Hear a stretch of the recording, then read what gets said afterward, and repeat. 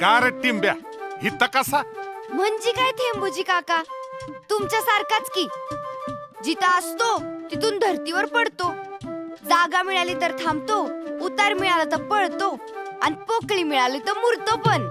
लईच हुशार आहेस की, सगळंच माहितीये तुला तर. तसं नाही हो, मला अजून कळायचंय की आपण आलो कुठून. तुमचा बा कोण, आजा कोण, असं समद. अरे त्यात काय हाय? माझा बापी एक थेंबच होता यो, आणि त्याचे सोबती असे आभाळातून पडले, असे जमिनीवर उतरले. पाटातून फिरता फिरता काही जण शेतात जिरले. माझा बा कुठंच थांबला नाही, धावत निघाला नि एका नदीला जाऊन भेटला. गेला पार समुद्रापर्यंत. तिथं खाऱ्या पाण्यात जाऊन तो इसावला. मग सूर्यानं आपली जादू केली नि पाण्याची वाफ करून उचलली.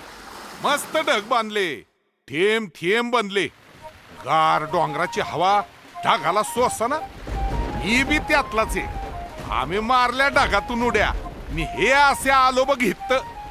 काका, पण हे तर असं चालूच आहे की, जलचक्र का काय म्हणतात ते. ढग, पाऊस, नदी, समुद्र, आणि मग परत ढग, पाऊस, नदी. आओ, पण हे असं सुरूच कसं झालं? अच्छा, ते ऐकायचंय वय तुला? ठीक आहे. वो एक बहुत लंबी कहाणी आहे बेटा. सूर्य सगळ्यांचा बा. तिथूनच समदे ग्रह झाले. पृथ्वी बी त्यातलीच एक. सूर्यासारखाच आगीचा गोळा होती. 450 कोटी वर्षापूर्वी पृथ्वी थंड व्हायला लागली. पुढल्या 1 कोटी वर्षात धरतीचे वेगळे वेगळे थर तयार झाले. पृथ्वीचा चुंबक कामाला लागला आणि अवकाशातले वायू खेचून पृथ्वीला थंड ठेवणारं वातावरण तयार झालं. यातच वाफ होती. वाफ थंड होताना पाणी झालं. म्हणजे ही समधी माणसं जनावर यायच्या आधी आपण तयार झालो म्हणा की. मग काय तर, हवा होती, आकाशात सूर्य होता, आणि हित खाली आपण होतो. म्हणून तर ही जीवसृष्टी तयार झाली. ही माणसं लय शानपट्टी करतात, पण त्यांना पाणी काय बनवता येत नाही. आपण ढगातून जेवढे पडतो तेवढ्याच पाण्यात यांची हुशारी.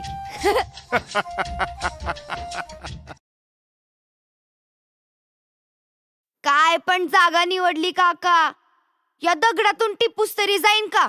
अरे हा दख्खन म्हणजे दगडांचा देश. हा कडा बघ, तुला ते थरावर थर दिसतायत? ते थर कसे बनले ठाव हाय का? नाही बा, सांगा की तुम्हीच. अमेरिका, ऑस्ट्रेलिया, भारत मिळून एकच खंड होता. ते असे सरकत सरकत वेगळे वेगळे झाले. भारत असा आला आणि चीनच्या खालच्या अंगाला फिट झाला.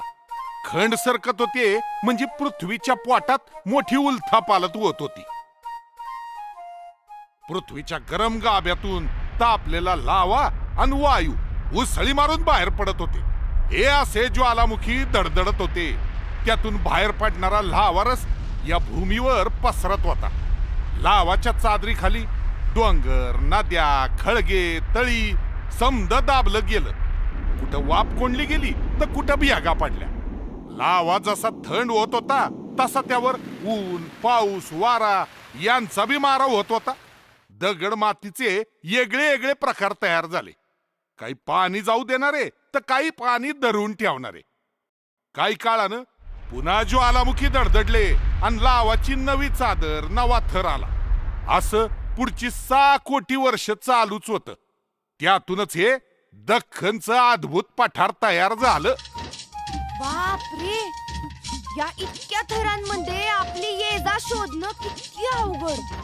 या थरांमधून पाण्याच्या पळवाटा कुठे कशा असतात हे कोडं अजूनही माणसाला पक्क सुटलेलं नाही. मुरमाखाली भ्यागा पडलेला दगड असतो. यातल्या फटींमधून, पान्हाळींमधून आपण सहज वाहून जातो. जिथं जास्त दाब असेल तिथून आपण कमी दाबाकडे पळतो. जिथून आणखी खाली जाता येईल तिथून खाली जातो. आपल्याला हे सगळं सोपं आहे हो. पण हा सगळा चक्रव्यूह माणसाला पार गुंगवतो, कारण त्याला यातलं काहीच दिसत नाही. तो बसलेला असतो भुईच्या वर, आपल्या शिवारापुरतं बघीत. ते पहा काका, सोपान्याचं घर, त्याचं शिवार आणि त्याची हिर.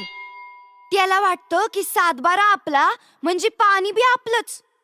पण ते बघा, शेजारी रामभाऊंची हिर, मग पाटलाची हिर आणि मग सरपंच साहेबांची हिर. या समद्यांना वाटतंय आपल्या हिरीतलं पाणी म्हणजे फक्त आपलंच. पण खरंच तसं आहे का हो काका? थांब, या जिमिनीचा एक्सरे फोटोच काढूया. ते बघ, सातबारे वेगळे पण पाणी एकच आहे. जमिनीखाली पाणी धरून ठेवणारा एक खडक असतो, त्याला म्हणतात ॲक्विफर. ॲक्विफर म्हणजे जमिनीखालचा पाणवठाच असतो असं समज ना. या एकाच ॲक्विफरवर या समद्या हिरी आहेत. ॲक्विफर आणि या हिरी पाण्याच्या नसांनी जोडलेल्या असतात.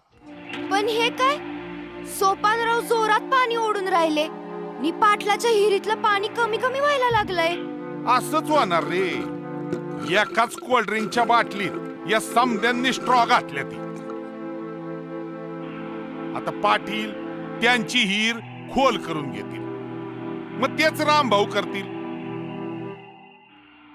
आणि मग सरपंच तर सर्वांच्या पुढं ते तर बोरच मारतील. हे काय, आणखी नवीन हिरी पण येत आहेत. वय वय वय, पण खालचं पाणी तर तेवढंच राहिलं. नुसताच उपसा वाढला. आता ठणठणाट वाहणार खाली. ओ टिंब्या, चल चल चल, पाऊस पाणी आला. आता पुढे जायची वेळ झाली बघ. चला चला चला.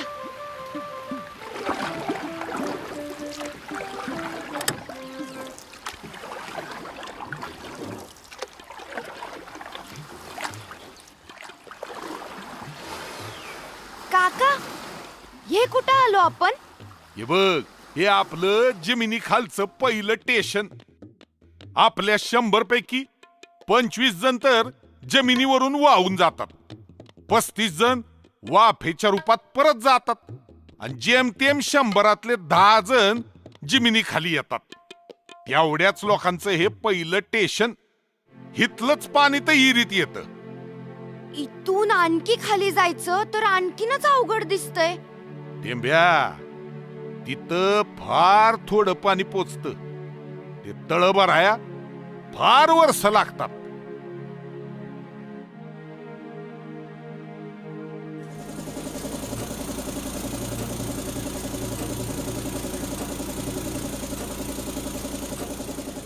अरे बाप रे, ते पाणी सुद्धा ओढलं माणसांनी. आता पुन्हा भरायला किती पावसाळे जातील हो काका. दर पावसाळ्यात उथळ ॲक्विफर तर भरेल, पण हे खालचं स्टेशन रिकामच राहील. याच्यावर उपाय काय काका? मोबाईल वाणी रिचार्ज करायचं. ते पाऊस पडतो, पाणी तळ्यात बंधाऱ्यात साठतं, जमिनीत मुरतं. माणसं जनावर ते वापरतात. पुन्हा पुढच्या पावसाळ्यात ते पाणी भरतं. हे निसर्गाचं चक्र आहे. गरजेपुरतं घेतलं तर त्यातलं पाणी पुरून उरतं. पण माणसं हापापल्यावाने पाणी हापसतात. असं केलं की पाणी साठा संपतो आणि साठा संपल्यावर पुनर्भरण करावेच लागतंय. पण हे करायचं कसं? हे बघ, पावसाचं पाणी छतावरून गोळा करता येतं. ते पाणी गाळून हिरीत किंवा बोअरमध्ये भरता येतं, किंवा जमिनीवरून वाहून जाणारं पाणी पुनर्भरण खड्ड्यात गोळा करता येतं. तेही गाळून हिरीला जातं. काळजी एवढीच घ्यायची की कोणतीही घाण म्हणजे प्रदूषण हिरीत शिरता कामा नये. डोंगर उतारावर असे समांतर चर केले तरी धावत्या पाण्याला ब्रेक मिळतोय. बंधारे, शेततळी यातूनही आपल्याला दम खाता येतोय आणि जमिनीत जिरता येतंय. असं होतंय बघा पुनर्भरण. फक्त पुनर्भरण करून भागत नाही टिंब्या, उपसा सुद्धा कमी करावा लागतो. जिथं सुईनं काम भागतंय तिथं तलवार कशाला चालवायची? शेतात बदाबदा पाणी सोडण्यापेक्षा ठिबक ठिबक सोडायचं, तुषार सिंचन करायचं. पाणी पहाटेच सोडायचं म्हणजे एका थेंबाची पण वाफ होत नाही. कमी पाण्यात जास्त जमीन भिजवायची म्हणजे तेवढ्याच पाण्यात जास्त पीक. वा उस्ताद वा. वा, सोपानरावांनी ठिबक लावलं की. पर हे काय, पाटील पाणी जोरातच वडतायत. असं केलं तर पुनर्भरणाचा काय उपयोग? खरे पोरा, भूजल सांभाळायचं तर गावाचं एकमत पाहिजे. ते नगर जिल्ह्यातलं हिवरे बाजार नाही का, त्यांनी नियमच केलाय. जमिनीखाली 35 फुटापर्यंत जे पाणी आहे तेवढं शेतीला वापरायचं. आणखी खोलातलं पाणी फक्त पिण्यासाठी. त्यामुळं पिण्याच्या पाण्याची पक्की हमी. जास्त पाण्याची पिकं घ्यायचीच नाहीत. म्हणजे सरकारनं कायदा करण्याची गरजच नाही, गावकीनच नियम करायचे. म्हणजे लोक सहभागच की. बरोबर. नवीन नवीन विहिरी आल्या तो उपसा वाढणार. म्हणून नवीन विहिरी घेण्याऐवजी हाय त्या विहिरींमधलंच पाणी वाटून घ्यायचं. बांधाऱ्यावर पाणी वापर गट असतो ना, तसा गट आता हिरीवर बी करायचा. पावसाळा संपल्यावर हिरींमधलं पाणी मोजून घ्यायचं. गावाच्या शिवाराखाली किती पाणी आहे ते मोजलं की प्रत्येकाचा वाटा ठरवायचा. म्हणजेच पाण्याचा जमा खर्च मांडायचा. मालकीची हिर असो वा नसो, प्रत्येकाला पाणी मिळालंच पाहिजे. पंप किती तास चालवायचा हे फिक्स करून घ्यायचं. म्हणजे पाण्याची पळवापळवीच नाही, टेन्शन नाही. आणि पाण्याची हमी म्हणजे पिकाची हमीच की.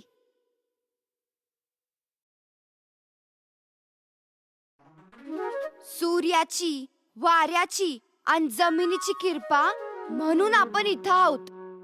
माणसानं चंद्रावर उड्या मारल्या, भारी भारी मशिनी केल्या, पण त्याला पाणी काही तयार करता आलं नाही. जेवढं पाणी निसर्ग राजानं दिलं तेवढ्यातच काय तो माणसाचा नाच. माणसं हो, तुम्ही लय डोकेबाज. पण आमचं येणं जाणं तुमच्या हातात नाही. जेवढं पाणी मिळेल तेवढं नीट वापरा. आमचं चक्र चालूच राहणार आहे. तुम्ही तुमचं चक्कर सांभाळा. तुमच्या पोराबाळांसाठी राहू द्या ही दौलत.